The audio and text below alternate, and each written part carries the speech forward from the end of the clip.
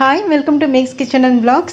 இன்றைக்கி நம்ம பார்க்க போகிறது ஒரு சூப்பரான மேங்கோ மார்பிள் கேக் ரெசிபி. வாங்க எப்படி பண்ணுறதுங்கிறத பார்த்துடலாம். நம்ம சேனலை இன்னும் சப்ஸ்கிரைப் பண்ணாதவங்க மறக்காமல் சப்ஸ்கிரைப் பண்ணிக்கோங்க. பக்கத்தில் இருக்கிற பெல் ஐக்கானையும் ப்ரெஸ் பண்ணுங்கள். அப்போ தான் நான் போடுற வீடியோவோட அப்டேட்ஸ் உங்களுக்கு வரும். மேங்கோ மார்பிள் கேக்கு எப்படி பண்ணுறதுங்கிறத பார்த்துடலாம். ஃபஸ்ட்டு ஒரு பவுலில் 2 முட்டை எடுத்துக்கிறோம். நான் இன்றைக்கி முட்டை யூஸ் பண்ணுறேன். உங்களுக்கு முட்டை வேணாம் அப்படின்னு சொன்னால் 1 கப்புக்கு 1/2 கப்பு கர்ட் நீங்கள் யூஸ் பண்ணிக்கலாம். ஸோ நான் இன்றைக்கி 2 முட்டை யூஸ் பண்ணுறேன். அப்போ நீங்கள் 1/2 கப்பு கர்ட் யூஸ் பண்ணிக்கோங்க. ஃப்ளாக்ஸ் சீட் இருந்ததுன்னா அதை நல்லா பொடி பண்ணிவிட்டு அதை 1 tablespoon flax seed powder எடுத்துக்கிட்டிங்கன்னா 3 டேபிள் ஸ்பூன் தண்ணியில் நல்லா பீட் பண்ணி அதை ஊற வச்சுக்கோங்க. ஒரு 5 to 10 மினிட்ஸில் ஒரு முட்டைக்கு பதிலாக நீங்கள் அதை சப்ஸ்டியூட் பண்ணிக்கலாம். ஸோ 2 ஆப்ஷன் உங்களுக்கு. எக்குக்கு பதிலாக நீங்கள் கர்ட் அப்படின்னா ஃப்ளாக்ஸ் சீட் நம்ம யூஸ் பண்ணலாம். முட்டை நல்லா கலக்கிக்கலாம். எக்கு பீட் பண்ணியாச்சு. இப்போது 1/2 கப்பு சுகர் போட்டிருக்கேன். அதுலேயே 1/4 கப்பு ஆயில். நீங்கள் ஆயிலுக்கு பதிலாக பட்டர் கூட யூஸ் பண்ணிக்கலாம். ரூம் டெம்பரேச்சரில் இருக்கிற மாதிரி பார்த்துக்கோங்க. வெண்ணிலா ஒரு 1/2 டீஸ்பூன் வெண்ணிலா. இது எல்லாத்தையும் மிக்ஸ் பண்ணிக்கலாம். இப்போது சுகர் நல்லா டிசால்வ் ஆகணும். இது நல்லா பீட் பண்ணியாச்சு. இப்போது ஒரு ஸ்ட்ரைனரில் மைதா 1 கப்பு, பேக்கிங்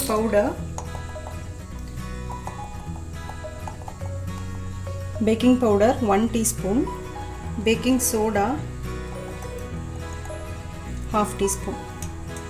இதையும் நல்லா நம்ம சலிச்சு எடுத்துக்கலாம். இப்போது மைதா மாவு, பேக்கிங் சோடா, பேக்கிங் பவுடர் போட்டாச்சு. இப்போ பால் பார்த்திங்கன்னா ஒரு 1/4 கப்பு பால் விடலாம். ஒரு 3 டேபிள் ஸ்பூன் பால் விட்டுருக்கேன். ஸோ இதை நல்லா மிக்ஸ் பண்ணிப்போம். மாவு கொஞ்சம் கட்டியாக இருக்குது, அதனால் நம்ம இன்னும் ஒரு 1 டேபிள் ஸ்பூன் பால் விட்டுக்கலாம். மொத்தமாக 4 டேபிள் ஸ்பூன் பால் விட்டுக்கலாம் நம்ம. ஸோ கன்சிஸ்டன்சி பாருங்கள், இந்த மாதிரி ரிப்பனாக வரணும். கீழே அந்த மாதிரி இருந்ததுன்னா உங்களுக்கு கரெக்டாக இருக்கும். இப்போ நம்ம இதை கொஞ்சமாக தனியாக பிரித்து வேறு ஒரு பாத்திரத்தில் பாதி எடுத்து வச்சுப்போம். ஸோ இது ஹாஃபு, இது ஹாஃபு. இதில் மேங்கோ, இன்றைக்கி நம்ம எடுத்துருக்கிறது மேங்கோ. இது ஒரு 2 tablespoon mango pulp add பண்ணிக்கலாம். கலர் பார்த்துட்டு வேணும்னா நம்ம கொஞ்சமாக ஃபுட் கலர் கூட ஆட் பண்ணிக்கலாம். வைப்ரண்ட்டாக இல்லை பாருங்கள், டல் கலரில் இருக்குது கொஞ்சம். ஸோ உங்களுக்கும் இந்த இதுக்கும் இந்த கலருக்கும் ஒன்றும் பெருசாக டிஃப்ரென்ஸ் இல்லை. அதனால் நான் கொஞ்சமாக ஆர்டிஃபிஷியல் கலர் ஆட் பண்ணிக்கிறேன்.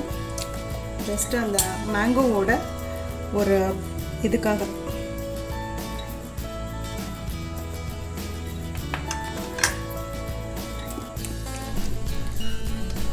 ஆல்ரெடி நான் 180 டிகிரி செல்சியஸில் அவன் ப்ரீஹீட் பண்ணிட்டேன்.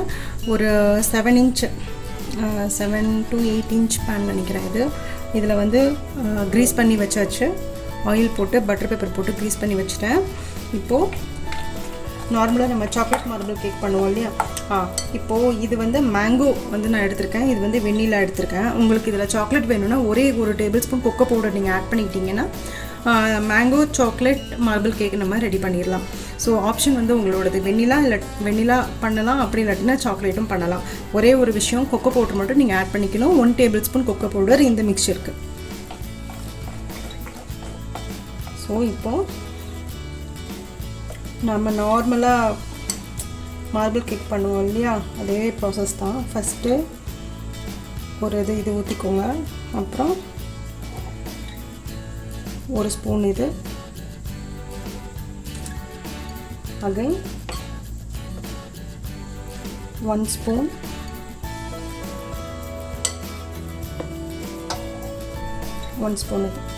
இது மாதிரி மாற்றி மாற்றி ஊற்றிக்கணும்.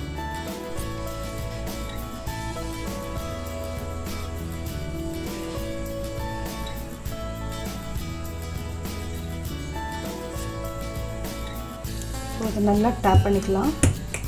உங்களுக்கு அந்த ஒயிட் கலர் வந்து அங்கங்கே தெரியுது பாருங்கள். இது நீங்கள் சாக்லேட் போட்டிங்கன்னா நல்ல கான்ட்ராஸ்ட் கலராக சூப்பராக தெரியும். பட் நான் இன்றைக்கி வெனிலா வச்சு தான் பண்ணியிருக்கேன்.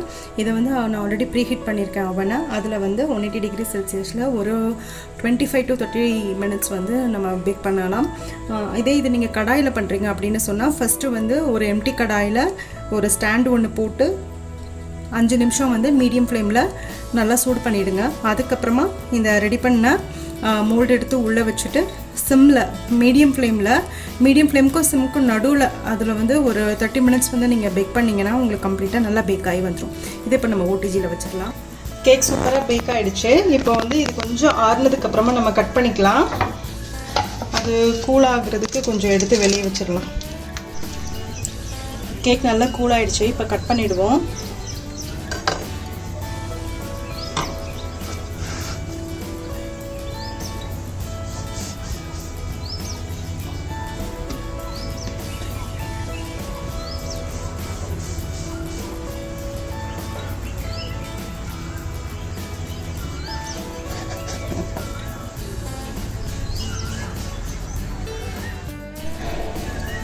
எல்லா பீஸையும் கட் பண்ணிட்டேன். இப்போது எவ்வளோ சாஃப்டாக இருக்குங்கிறத பார்க்கலாம்.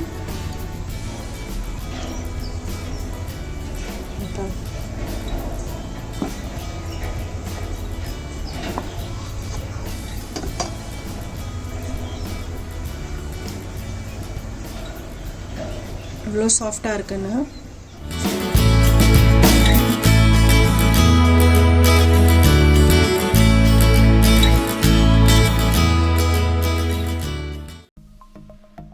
சப்ஸ்கிரைப் பண்ணுங்கள், மறக்காமல் பெல் ஐக்கானை ப்ரெஸ் பண்ணுங்கள். அப்போ தான் நான் போடுற வீடியோஸோட அப்டேட்ஸ் உங்களுக்கு வரும்.